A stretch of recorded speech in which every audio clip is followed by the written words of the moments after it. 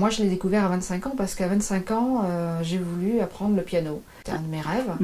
Et donc, j'ai pris des cours et je suis tombée donc sur ce musicien, sur cet artiste-là. Le personnage m'a séduit. C'est quelqu'un qui est très, très attachant et très inspirant. Quand j'étais à l'école des Beaux-Arts, j'avais vu, avec une prof aussi de l'école des Beaux-Arts, le film de Bruno Mont-Saint-Jean. Donc, Bruno Mont-Saint-Jean, j'ai eu la chance de le croiser au mois d'octobre. Quelqu'un de solaire, quelqu'un de... et quelqu'un de tellement... accessible. J'ai vibré, j'étais face à lui, mais j'ai totalement vibré.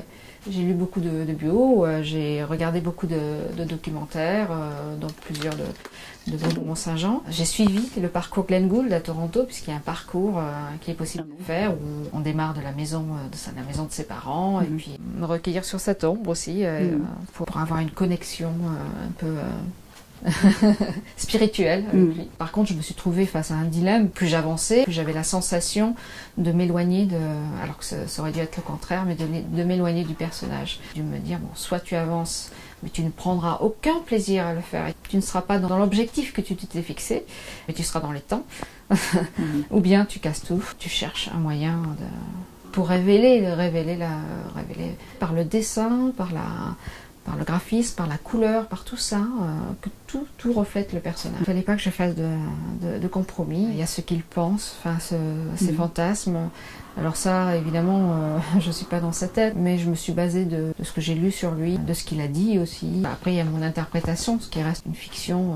Ça crée une intimité avec le personnage, donc on rentre dans sa tête. On est vraiment à l'intérieur du personnage, et ça, je trouve que ça touche au fond de soi. On se rend compte aussi ses pensées se rapprochent un peu des nôtres. Il recherchait la perfection, il recherchait la maîtrise. Il était dans une maîtrise totale. Donc, lorsqu'il réinterprétait des morceaux de compositeurs, même contemporains, ça pouvait vraiment les surprendre, même détester.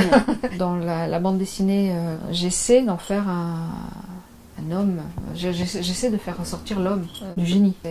Mais c'était surtout quelqu'un de seul aussi. Beaucoup de choses étaient rattachées à ce piano, des émotions aussi. En fermant les yeux, il avait l'impression de jouer sur ce piano-là. Et d'être donc dans la pièce chez ses parents, dans un endroit rassurant et tout ça. Moi, je me suis beaucoup appuyée sur elle, sur sa culture, elle est polonaise. Et elle m'a invitée une semaine d'ailleurs, au tout début, avant même de commencer l'album, elle m'a invitée à Varsovie. Parce que l'histoire est dure. L'histoire est déjà très dure. Il fallait que je trouve un équilibre entre l'histoire et le dessin. La relation de Victor avec ses parents aussi, qui sont prévenants. Voilà. Il fallait que je trouve un trait beaucoup plus doux. Mais il reste quand même néanmoins noir. Il est avec un tracé, un filet quand même...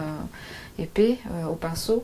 C'est complexe pour des enfants. On parle de liberté sous toutes ses formes. Je vois avec eux si ils ont regardé, feuilleté un petit peu l'album, s'ils en ont parlé un peu avec leurs parents. Puis je leur dis, n'hésitez surtout pas à en parler avec vos parents s'il y a des choses que vous ne comprenez pas dans cet album, parce que ça peut être, c'est vrai, très abstrait ou même des fois très rude dans les idées, même si c'est la réalité.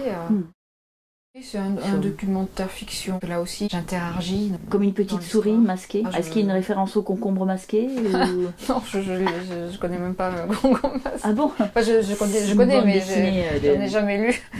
Masqué parce que voilà, j'ai essayé d'être le plus possible en retrait. Les femmes étaient toutes en reconstruction. Bon, moi j'étais là à les observer. Des fois c'était un peu gênant. J'étais témoin de tout ça à travers ce stage.